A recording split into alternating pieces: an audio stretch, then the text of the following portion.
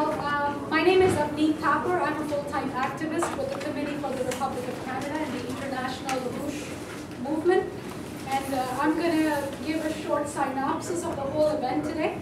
I'm going to make a short introduction, which I'm doing currently. Then I'm going to introduce Dennis Lastnam, who is a representative of the Russian community in Montreal, who has been very active along with this community in organizing and educating the public about the war danger and the Nazi coup in Ukraine, which includes not just people who are, it's not just the Russian community, but also people in Ukraine, people from the Ukrainian community, people from the general Eastern European community. And after Dennis's presentation, I'm going to give an overview of the strategic war danger and the BRICS orientation. And after my presentation, I'm going to have Jean-Philippe Lemieux give a presentation on Kepler, which is our presentation, which is going to be in French. So people need translations, there are devices outside. After Jean-Philippe, we're going to have Bob Hux present on fusion and the power that's necessary for nations to harness fusion. And the last presentation after that is going to be Dave Gosselin on Shelley, Frederick Shelley. So welcome everybody, thanks for coming. The whole presentation is going to be about 2.5 hours. We're going to leave 30 minutes for question and answers, so please save your questions till the last. Please stay till the very end. And please put your phones on silent, and I'm going to bring Dennis right now.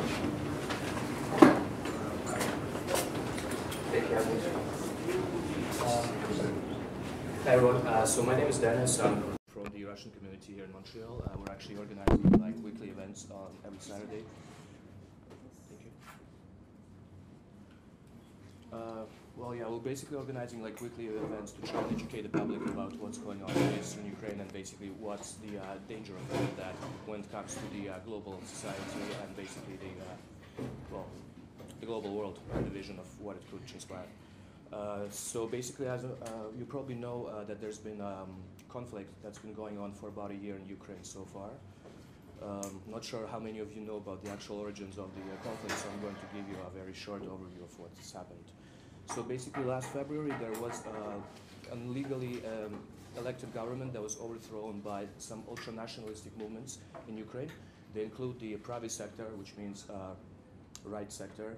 It's very right-wing, very nationalistic, and as well as the Svoboda party, which is basically the Freedom Party, but the name is really misleading. So those guys, they decided to kind of do a campaign against the legally elected pro-Russian government back in the day. They started by doing the Euromaidan, which you might have followed in the news. That kind of escalated into clashes with the police. It went over to quite a lot of brutality, but eventually the government was overthrown.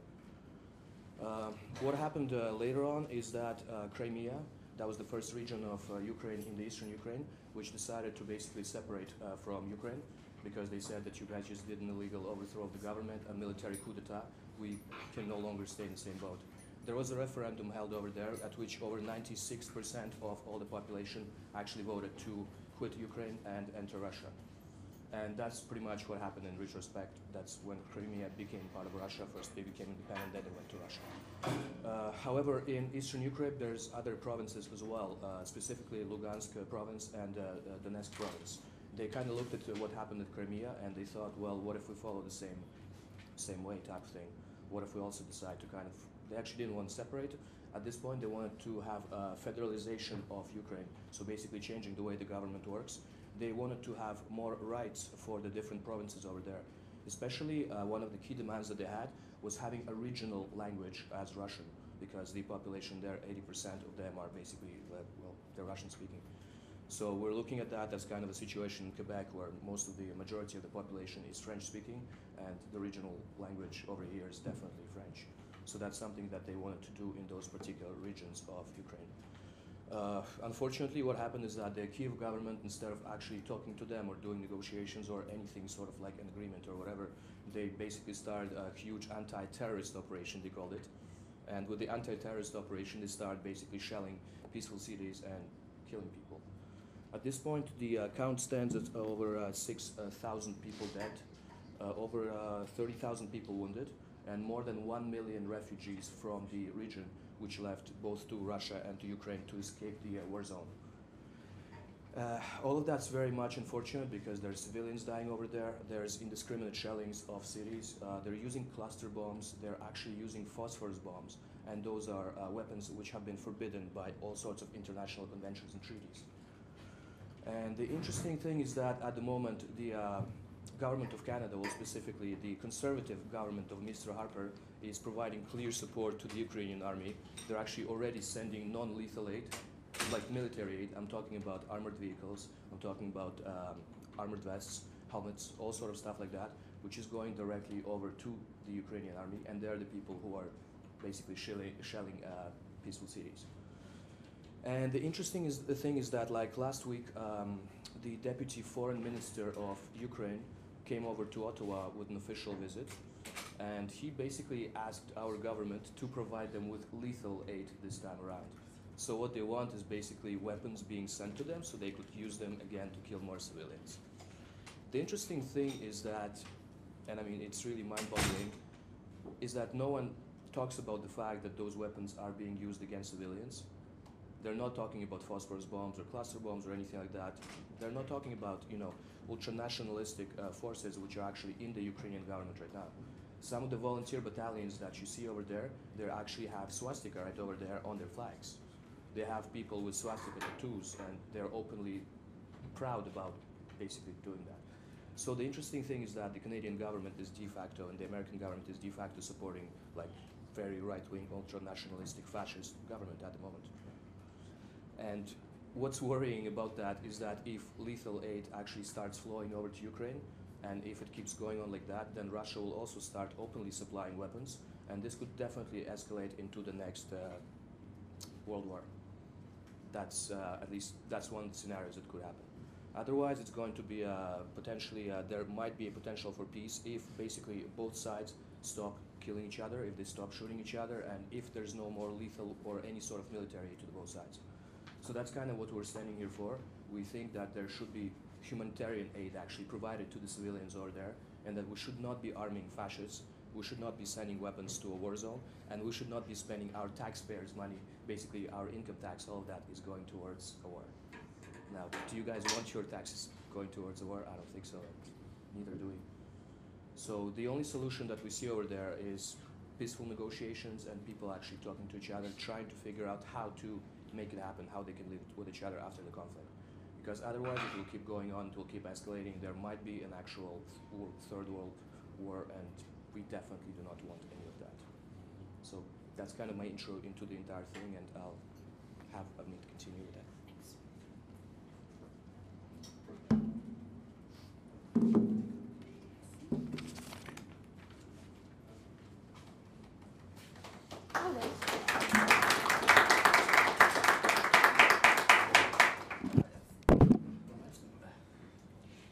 Well, thank you, Dennis. I'm going to keep my remarks under 30 minutes because we are also late, and I don't want people to miss out on the question and answer period. Pretty much what I want to say is, well, we are here to address the present crisis, not just affecting Ukraine, but the entire mankind. And the solutions which are required for mankind to end those local crises permanently. Because right now there is a grave danger for thermonuclear war, but there's also an immense unprecedented opportunity to stop such wars from ever repeating again. And I'll go more into that later. But for now, what you have in the past week, Mr. Lyndon LaRouche, the American economist and statesman we work with, he has sharpened his analysis even more, which is being corroborated internationally by other experts, where LaRouche said that the empire is not, we can't be vague in just saying they're going for all-out general thermonuclear war. What they want is a limited nuclear war. There's right now an intense debate between nuclear analysts and experts in circles in Washington, D.C., in London, the neocon, neoliberal circles, whether can the United States launch a limited thermonuclear war against Russia, and would that be successful? Which is totally insane, which is totally dubious, and I'll go into that more. But let me just quote Mr. LaRouche on that. This is a document which can be found on our American website, larouchepac.com, titled Operation Zeus. And I'm only going to quote 2 paragraphs from it, where LaRouche says, "We have a situation in which we have to recognize the characteristics of the situation we are operating in. That is that we're on the verge of being pulled into a potential of a thermonuclear war. But the idea of the thermonuclear war is not quite what Obama or Obama thinkers would imagine. Because the situation is such that if you want to take an optimal estimate of how this thing will work out, you would have to say that the Eurasian area is the area in which the British, even though they don't have much to be able to do anything strategically, but they would waste much of Eurasia for the sake of what they want, which is their fun and games. The danger lies essentially in the focus within Western Europe and Eurasia. I'm not saying that this is going to happen, but that is the likely case. The likely case is that it is not the United States which will be hit hard, although of course it will be hit, but Eurasia will be hit hard. That's pretty much obvious right now. That being the case, we have to change the way people understand the threat of a general thermonuclear war. And what most people would assume to be the characteristic threat is something which I would say on my best guess is not what's going to happen. But rather the full blast, the destructive force will be in the Eurasian mainland and southern parts accordingly. That's where the problem lies. And that's only a text of his analysis, but this comes because right now, this analysis has been strengthened because there have been many recent developments. The first of all being the almost immediate firing, if you can say, of Malcolm Rifkind, who was the chairman of the Intelligence and Security Committee of the United Kingdom Parliament. And he was also former Foreign Secretary, and who had been a very outspoken critic of the whole, Russia stance of the West, of the whole antagonizing of the West against Russia. And what you had pretty much in 48 hours this past week of him coming out against that stance of the West, and leading within 48 hours to his firing. And this is really interesting because what his Senate and Intelligence Committee was doing, not only were they a very outspoken, important force within the British Parliament against such an insane, delusional war that wouldn't work, but they were also looking into privacy and security issues arising out of the leaks by the NSA whistleblower Edward Snowden. And what he had expressed was that, and also grave concerns against conflict against Russia. And this analysis by him came days after that the former MI6 head, Sir John Sawyers, came out also saying that we need to tone down the whole propaganda against Russia. And also, other than that, in the United Kingdom, there has been a very growing list of American diplomats, people in the American establishment who have been coming out organizing against the war, and in many cases using our material. I'm going to just close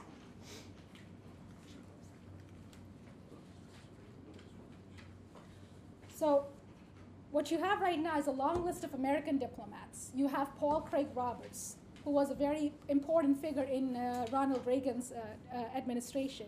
You have people like Jack Matlock, who was ambassador under Ronald Reagan to Soviet Union, who gave an unprecedented press conference in National Press Club 2 weeks ago, basically organizing against the Obama's war drive. And the most important figure recently is somebody called William Polk, who was a top John F. Kennedy diplomat, a person in John F. Kennedy's administration, very much involved in the Cuba Missile Crisis dialogue, where he wrote an article, which can be found on our website and Google, where he says, I'm just going to quote one line, he says, "The folly of a limited nuclear war is dangerous because it is absolutely preposterous." The very fact that the empire thinks they're going to get away with it is absolutely preposterous. Because what they expect, what they think is that there's going to be a limited response to such a limited warfare. But that is not what Russia, and that's not what Putin has said. Because in Putin's mind, and in the mind of every thinking person in Russia and outside Russia, they know that if the intention for the war by the empire is real, then we have to be fully prepared for a full-out strike, for a full-out attack against that strike, and in some cases even go before. And which is our role, which is our movement's role in Canada and the United States, because our role is to convince the American and Canadian population about the intention, that the intention is war. They might think that it's limited, but we have to organize and convince the people here that is insane, that would not work. And we also have to convince that, that's the role of Mr. LaRouche and his wife Helga LaRouche, that we are the convincing factor to the Russians that the West is not crazy, that the citizens are standing up, which means we have to organize intensely and immediately to stop that. But I would encourage people to go on our website to watch Jack Matlock's presentation, which can be found on YouTube, to read the articles by William Polk, Paul Craig Roberts, other figures, because another thing that follows from all this is that something that we wish to correct in people's mind is that the present American establishment's policy is not American. It's an adopted policy. It's a hijacked policy. Because the American Declaration of Independence and the Constitution were a continuation of a totally humanist legacy of Prometheus. In fact, Benjamin Franklin, one of the founding fathers of the American Constitution, was known at his time as the modern Prometheus, or the new Prometheus, very popularly. And this is something which people should really look into, should study his writings, because he was somebody who was on one hand arguing for the freedom for not just the colonies, but the idea of freedom, was arguing for freedom of humanity, arguing for a concept of a republic, where he famously said, "We've created a republic if you can keep it."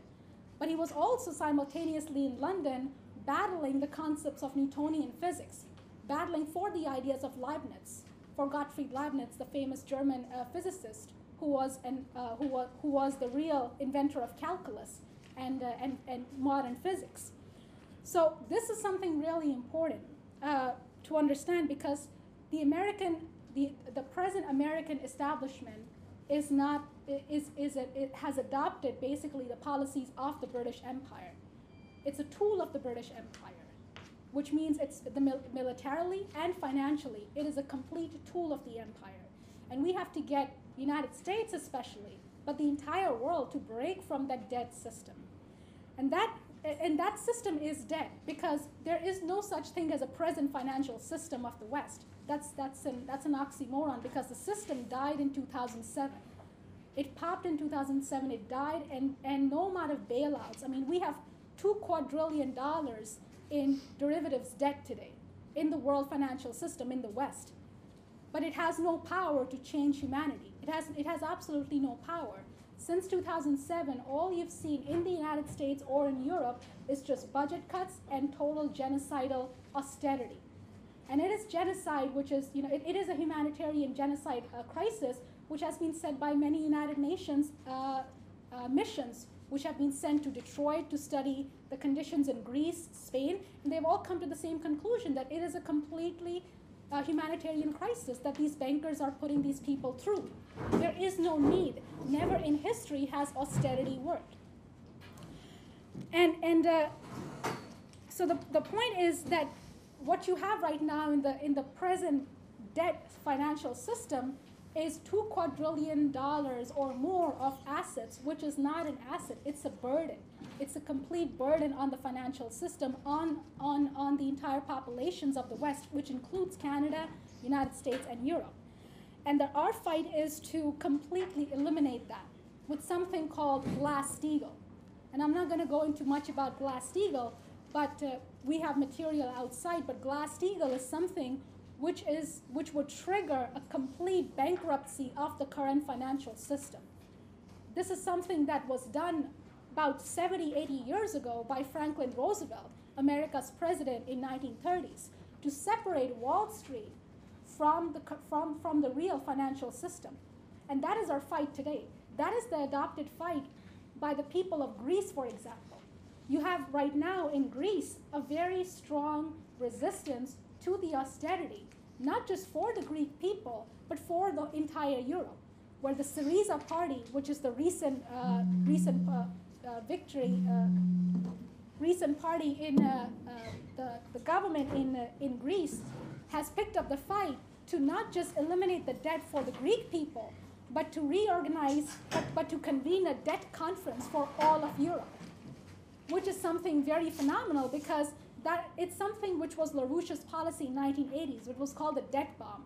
That if all the creditors if all the creditors, unite and stand up against these Wall Street and London bankers and say, we're not going to pay you full value, we're going to be the ones negotiating the debt, and that's when you call the bluff, because there is no way the bankers are going to cash that debt.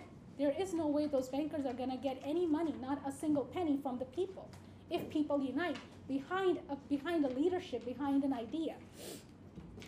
So what you have right now is Greece, especially being the trigger for all this, partly because they have no choice, as Mr. LaRouche said. They are going to do this because they have no choice but to eliminate the debt.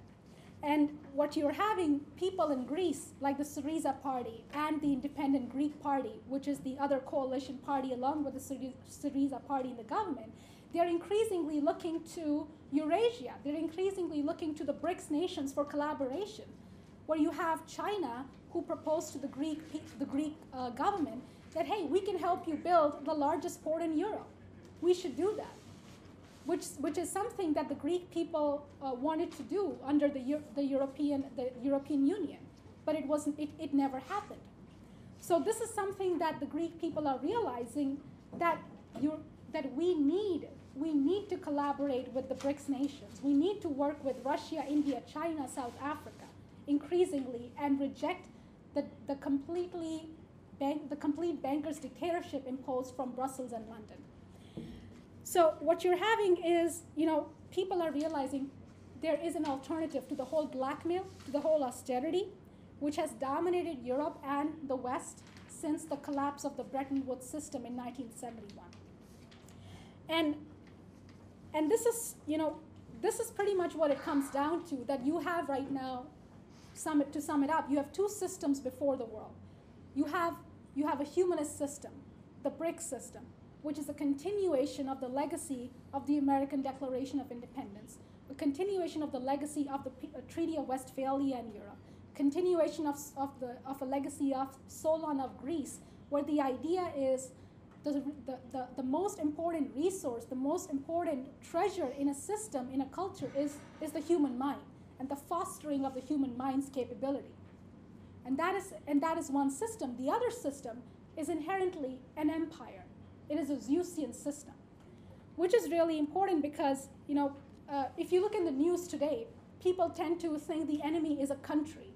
Oh, it's Israel, it's America, it's Canada.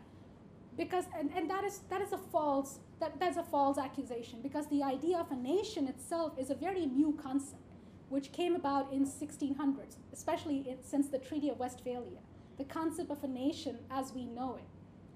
And this is something that it's a narrative. It's a very popular narrative where anti-Israel, there's anti-this, anti-this, anti-Ukraine, blah, blah, blah, which is not entirely true, because that doesn't get to the root of the matter. Much more older than a nation is an empire, is a concept of an empire, which is especially a Zeusian empire, which seeks to enslave man, which assumes falsely that man is an animal, that it is nothing but an animal. And if we keep them that way, if we give them their pleasure, if we give them their animalistic pleasures, they're never going to demand anything else, even if they are suffering. And that is something which people have to, which is our intention today in the presentations, to get people a deeper sense of what is mankind. How do you build a country? Which is something that the BRICS nations have taken up, but it is not confined to the Eurasian area. They're picking up principles and the fights of Mr. LaRouche, which we have waged for 40 years. Which brings to the other idea, the idea about mankind, because mankind isn't, we are not determined, we don't operate in linear time. Because what you're having, for example, the crisis today, what you're having since July of last year, when you had the BRICS conference, and you've had complete expansion of this process forward. The BRICS conference had set up an organization called the BRICS Bank, or the AIIB, the Asian Infrastructure Investment Bank, which is just $100 million, starting fund. And the whole idea was that we're gonna have this bank fully functioning next year. But right now, the intention is to get this bank fully functioning this year, by the end of this year, so that they can actually start investing in capital-intensive, high technological projects in entire Eurasia and beyond. So you're having right now, in the past 8 months, you have a full explosion of a very directed fight against the empire, led by a few countries who are taking this opportunity to provide the leadership for the entire humanity. And that's what the Greek people are realizing. Which is, and that is something which people have to understand, that you have right now, like even if you look in the Bible, there's two kinds of time that is talked about. There are two kinds of time that are talked about. There's a chronological time, which is linear time, clock time, which is also known as the Zeus time. And then there's the creative time, chronos and cryos. That's what the text calls it. But the chronological time is linear time, where people, yes, is it? Chronos and cryos. Cryos. Chronological time is linear time. It's clock time, where people, when they see something happening repeatedly, they say, well, that's the way it is. You can't change it. Could you hold the question still later? C-R-Y-O-S. I'm pretty sure that's how it's spelled. And chronos, C-R-O-N-O-S, yes. And that's chronological time, where people get used to something happening again and again, which is something you get a lot when you're organizing somebody, that, well, wars are continuous. They just happen. It's just the way it is. Get used to it. And then you have the cryos, or creative time, which is mankind's idea of time, is that we're not bound by past experiences. Humanity isn't bound by past experiences. Discoveries are not dependent on something, on the fact that, oh, it hasn't worked in millions of years, so it's never going to work. That's never been our fight. That is something that has best been observed in real humanists, people who have taken up a fight to develop mankind, people like Joan of Arc. Before Joan of Arc, the French army was suffered defeat after defeat after defeat for about 100 years against the British. And with her leadership, with her moral commitment to change it, what you had was the French finally won a very significant victory against the empire. And that's what you have today. You have the BRICS nations and the Greece, which pretty much Greece hasn't risen since the poisoning of Socrates, since the collapse of the Greek civilization after the Peloponnesian Wars. And what you have in Greece today is a rediscovery of the principles of how you build a civilization, which is the advantage in a crisis. Because in a crisis, people are forced to understand, well, what do we do? How should we build an economy? How should we build a culture? And that is something which is our fight, to not get panicked in the crisis, to not be victimized in the crisis, to be Promethean.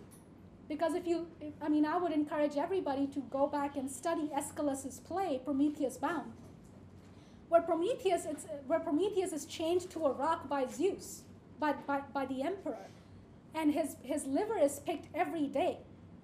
And Prometheus doesn't, Prometheus doesn't give up.